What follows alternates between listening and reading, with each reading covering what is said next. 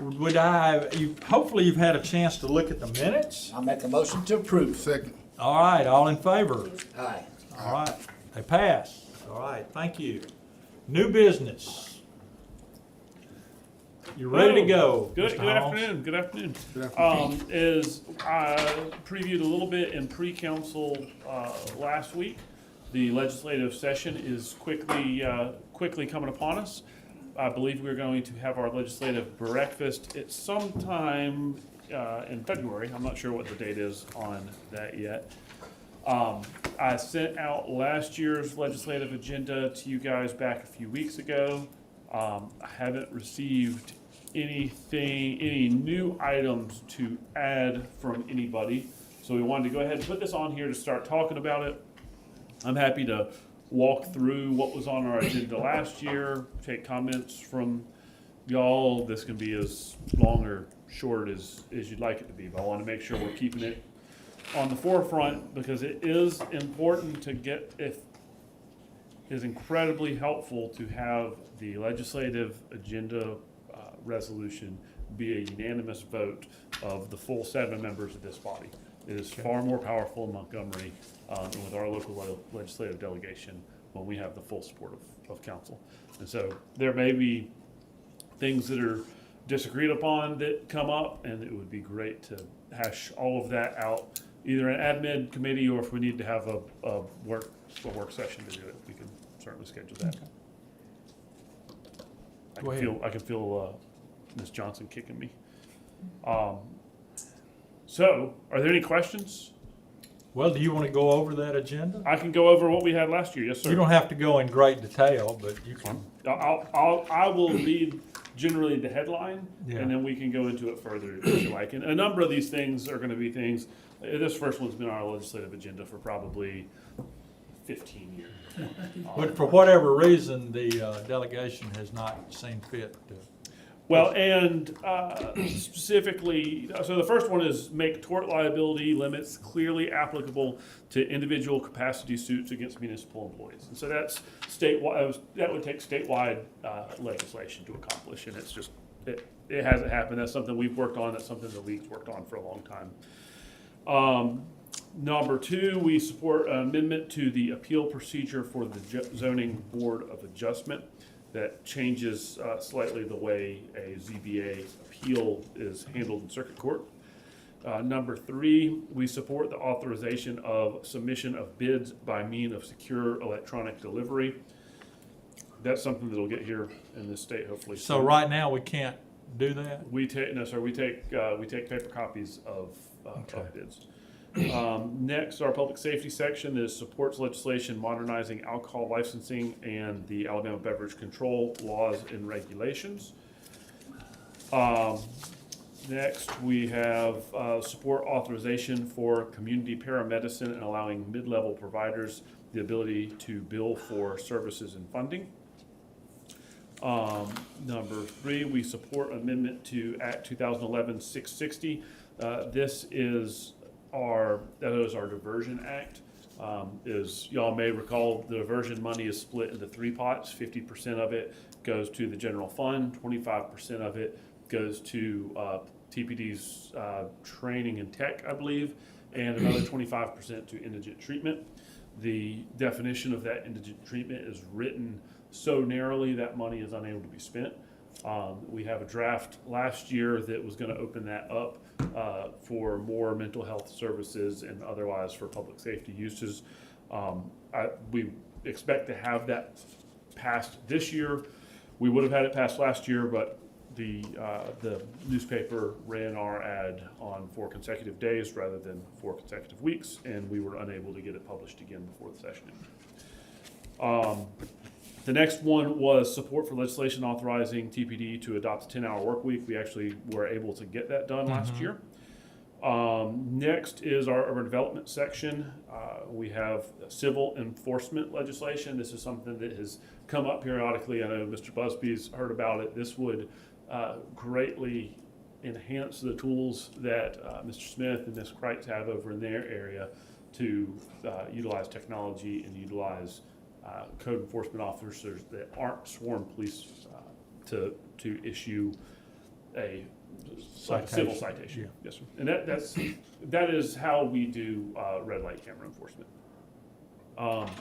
Next is supports Lake Tuscaloosa extraterritorial zoning. This will allow us to have better control over the drainage basin and the land surrounding the city of, surrounding Lake Tuscaloosa that may not otherwise be in the city of Tuscaloosa. We have large areas of Lake Tuscaloosa that the lake itself and all the way up to the acquisition line is in the city limits, and then as soon as you get past the acquisition line, you're no longer in the city limits and outside of the control of this body. Next is revenue and fiscal policy, where we supported adequately funding the state general fund budget, i.e. we don't want unfunded mandates. The next is we oppose drug sales exemptions from gross receipts for the determination of business licenses. This is whether or not your total profit based upon the sale of drugs at a pharmacy can go into the calculation of your business license. We support revisions to the simplified seller's use tax. We support regulation of retail store valuations. We support relief from municipal sales tax on grocery items. This is something that Mayor Maddox introduced on our agenda, I believe for the first time as part of Elevate. And we have asked every year to just give us the authority to not collect our local tax on groceries. But we have not been able to get that across the finish line. Next, on the infrastructure section, we oppose legislation adverse to the city's water and sewer operations. We oppose legislation that bans biosolid application as fertilizer soil amendments. This would restrict, my understanding is this would restrict some of the potential uses that we have to dispose of biosolids from our waste treatment plant. Next, we'd support legislation to require the Alabama Department of Transportation to update signage on state and federal highways when a street is renamed for a fallen hero, who's a police officer or service member. And then the last we have under the council request is legislation to move the city's municipal election date to the third Tuesday of May, beginning in 2025. I know we will also have the RSA conversion that will be added onto this. Well, that was my question, to make sure that we had that in this. Yes, sir, we do, and there is a draft copy of that legislation that I have. Well, I'm confident that that's going to pass, but my confidence in it passing are two different things, I guess. But I'm very hopeful that several of those will pass, but that one especially is important. Any questions the committee had or any councilman? My general plan, unless I get other direction, is to kind of finish up on the staff side and present a completed resolution to this committee on January the 31st that would allow it to get past the first Tuesday of February, which I believe would beat our date for a legislative breakfast. Okay, thank you. If no other questions, I appreciate you. Yes, sir. Mr. Green, are you up? I'm gonna Ms. follow Herbert, you're gonna- Shonda's lead. Okay, well, that's sweet of you. He's so kind. She's got a nicer smile than you do anyway. Council, this is a request to adopt a job classification for concrete finisher.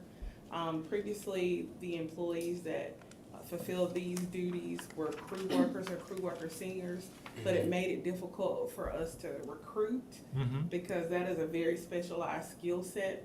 So we're hoping by adopting this job class that will definitely help us with recruiting.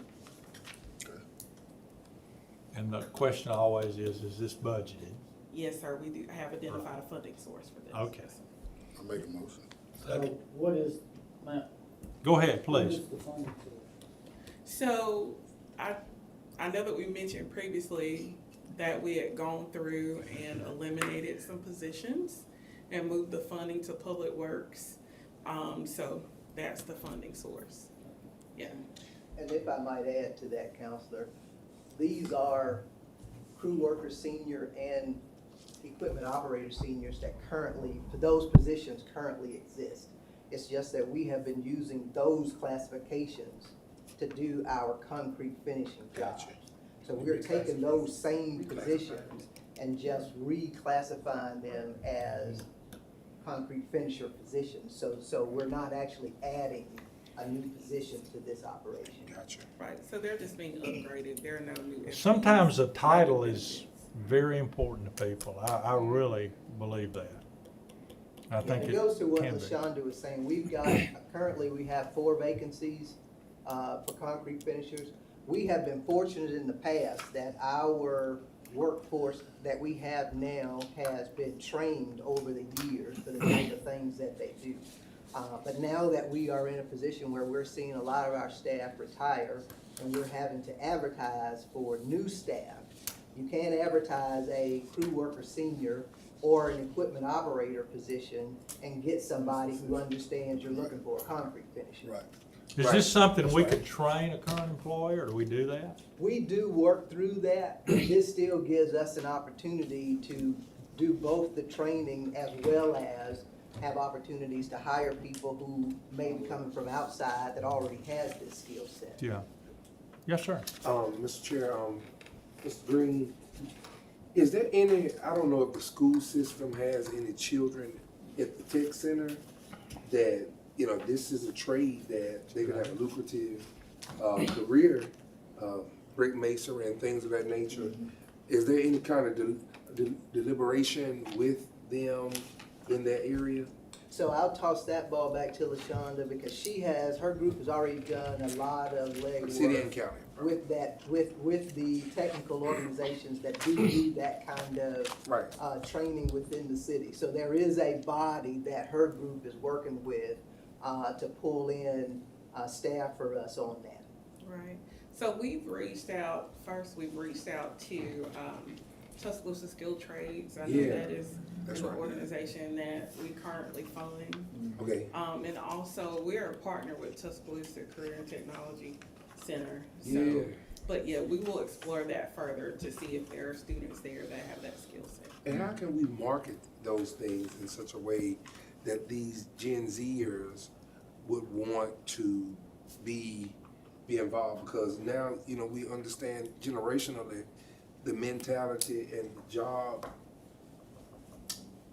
thought for these Generation Zers is way different than our mothers and our fathers who saw this as a way of career. But this could actually be a means to transform a person's life Right. through the city. Well, I think it goes back to what you mentioned as far as going back through the school systems and exposing them. And that's why, you know, we participate and we provide. In the wild, all that. Right, good stuff. right.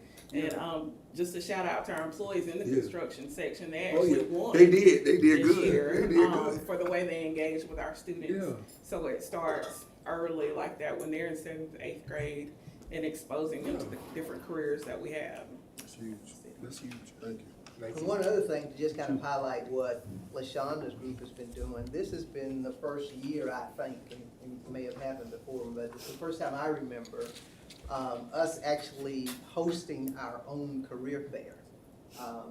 Good job. The HR group did a fantastic job. We had a lot of success with that, and I see that as an opportunity growing in the future that will also offer these kind of marketing or educational pieces for people to be aware of what we do and what opportunities are available. Did our career fair help us fill those positions with the city? Okay, that's good. I know Oh, that was the main absolutely. objective. Okay. Yeah, we really had several vacancies, especially in right-of-way and landscaping and meter readers. And we were able to fill basically most of those positions with the career fair, so we were excited. We really were. That's awesome. So that's gonna be an annual thing? Absolutely, yeah, absolutely. Now it is. That was going to be here. It worked. He's like, you're on record now. So. Well, I'm sure we don't want to do things that don't work. So if it works, we want to do it. So, and I appreciate, I mean, it's more to your job than some people realize. I mean, reaching out and finding these opportunities is a really big deal. I know you've got help, but I, for one, appreciate it very much. I appreciate it. Thank you. Smooth, son. I'll make a motion again. Second. Oh, yeah, we got to pass that, don't we? Yeah. All in favor? Aye. Aye. I got lost in feeling good. All right, Mr. Smith, sir.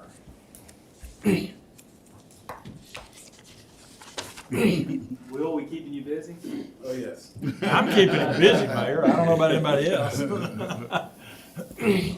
I do want to say before Mr. Smith comes up, this council was gracious enough to help us basically double our amount of tree enforcement.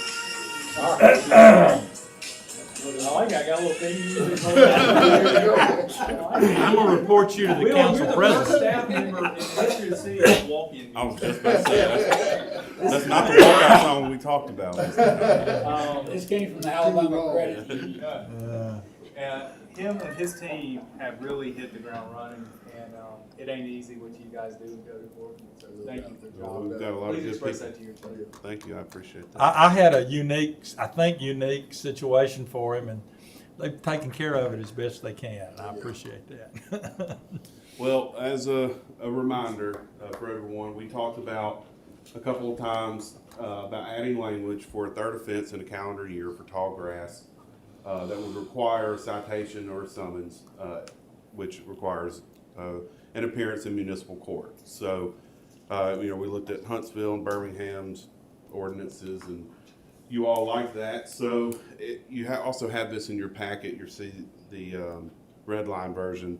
Essentially, we're going to add that paragraph to 1368, which, it reiterates that a violation of any kind can result in a citation or a summons. However, the third offense for unlawful growth of vegetation on a property within a calendar year shall be issued, a citation or summons shall be issued. So it does mandate that repeat offender status, essentially. So what's the fine? So, well, it's $250 administration fee plus whatever the cost of the cutting is going to be. Right. So you'll get that all 3 times if we have to go out and cut it. Right. And then court costs vary, but it's Sure. another around that. If there's a fourth one, would we automatically do the same thing, or would it? Yes, sir. And I presume if y'all go out and give the first one, you'll explain to them about all of this. Yes, sir. Any questions? Appreciate it. Yes, sir. All right, do we hear a motion? Make the motion. Second. All in favor, aye? Aye. Aye. All right, Thank you. thank you, Will. Thank you, Will. Ms. Kreitz, Ms. Kreitz is actually coming. Don't hit it I'm up. here. I'm here. We're talking short-term rental. Ashley Kreitz is never far. I'm here to miss me. But y'all, I think we are at a exactly. I think we are at a place, though, council, where we're moving in the direction that you like us to see this go, based on the December 20th meeting. In your agendas, you start on page 6. And then I have numbers at the top of the page of those with the red lines on them. So really quickly, we'll recap with the short-term rental amendments what you asked us to take care of. And basically what you saw in this draft is no geographic changes. We're not proposing any changes to tourist overlay districts. We're not changing where special exceptions are or are not. We're adding some criteria for the Zoning Board of Adjustment to consider. And starting on the bottom of page 6 of the full agenda, you'll see there's a lot of strike-throughs. And you're like, Ashley Kreitz, I'm sorry, what are you doing? We just reordered.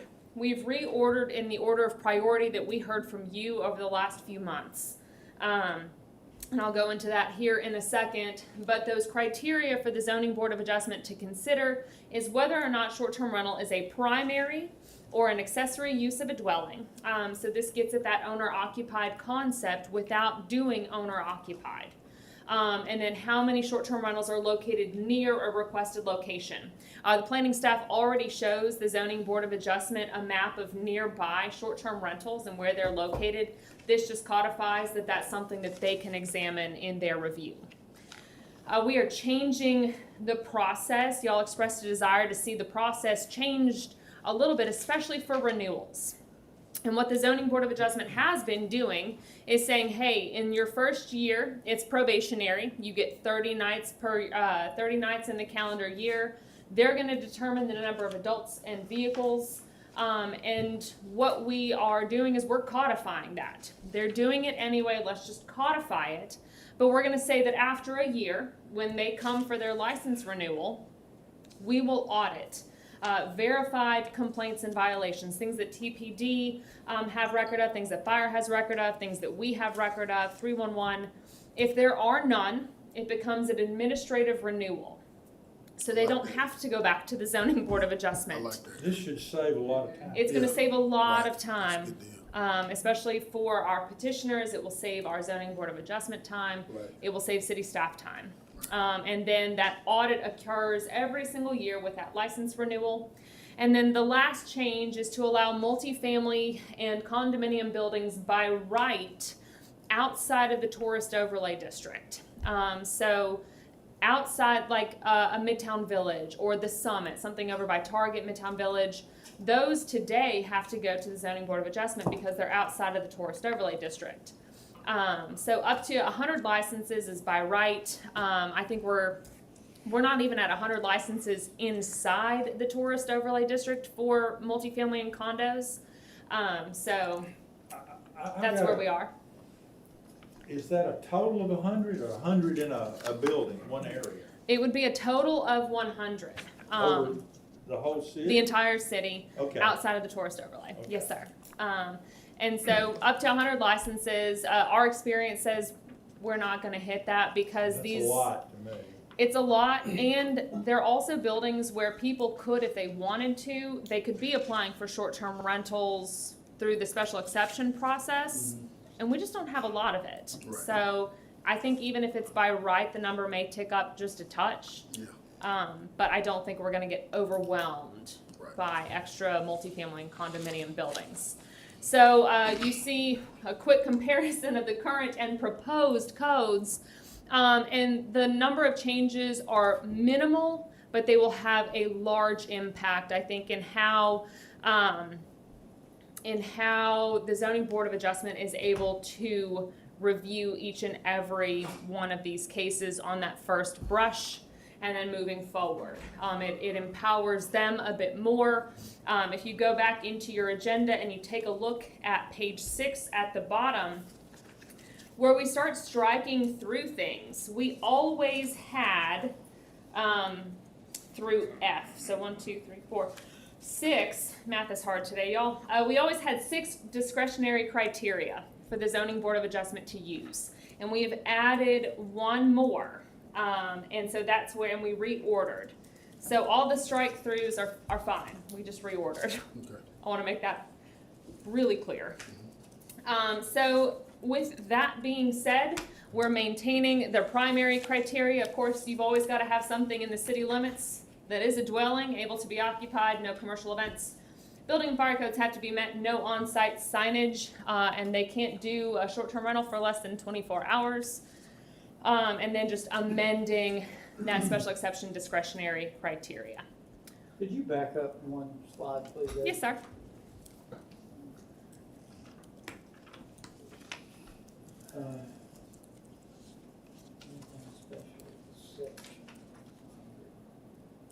What do y'all think about adding to building and fire codes are met, adding noise ordinance as well? I know there's no reason they should not be, but it does serve as a reminder that there are noise ordinances that apply now 24 hours a day in the city.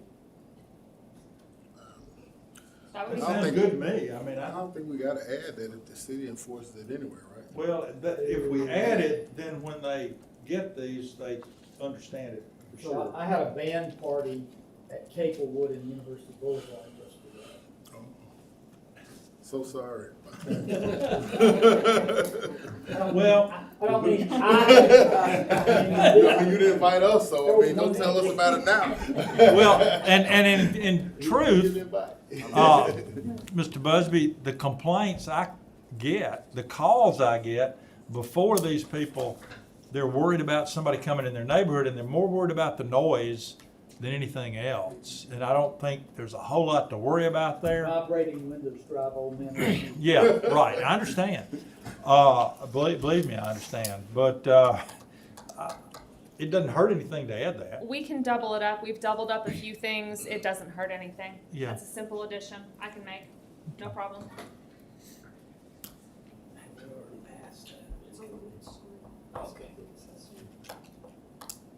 How do they advertise these? Just on Facebook and different things like this? The short-term rentals? Yes, ma'am. There's a lot of places.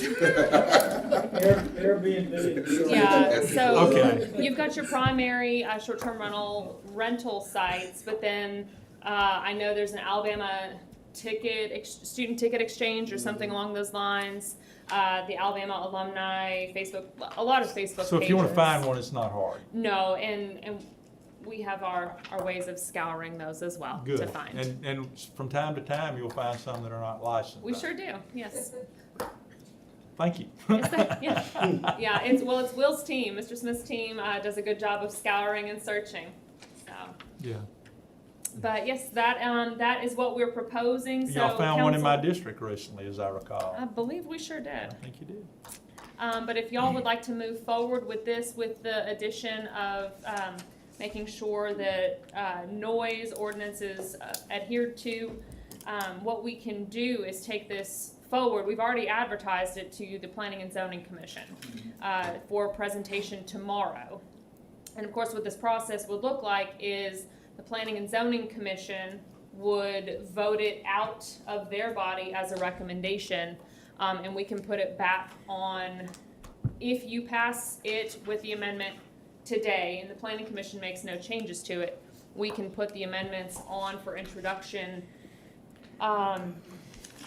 next week, I don't have a problem with it. and That then, sounds we can do public hearing 4 weeks after. Now, the question is, do they have to abide by this if we pass the ordinance? I mean, Oh, absolutely. okay, Oh, yeah. I okay. think Mrs. Roberts had. Can you go to that other screen that was something about accessory? No. Accessory dwellings or? Right there, number 2. Can you explain that a little bit more? That's new and what that means. So, what that is in council on page 6 at the bottom, letter C, it says, "The board may consider the characteristics of the neighborhood and/or surrounding properties, i.e. the underlying zoning district, surrounding land uses, the number of nearby short-term rental licenses, topography, access, etc." That was in there originally as point D, where it said the board could consider the characteristics of the neighborhood and/or surrounding properties. So we've just kind of moved it around, and the board can just consider. So it's not a restriction, like if you're an owner-occupied home, we're going to let you do it, and if you're a non-owner-occupied home, you're not going to. No, ma'am. Okay, that's what I wanted to clarify. Oh, yeah, and whether it's a short-term rental is a primary or accessory use of the dwelling, they can just look at it and say, okay, this is going to be used primarily as somebody's, full-time residence, and then they're gonna leave for a weekend and let someone use their house, or, potentially combined with numbers 2 and 3, they can say, okay, this person has purchased a property in a primarily single-family residential neighborhood, homeowner occupied, they're doing it as an investment property, we're not so sure that this is, because that's part of the big discussion that the council had over the course of the last couple of months, was we're not sure that this is right for the character of the rest of the district. So it allows the zoning board to at least consider that.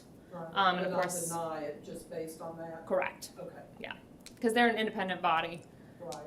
Then we had that discussion that a lot of times neighborhoods don't really understand the process, and we showed that there's been no issues, and so you would hate for someone to get declined just based on that when a neighborhood just don't understand, and then they never show up the second year because there's been no problems, when they do the renewal.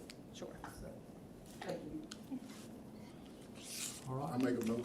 we have a second. Does it?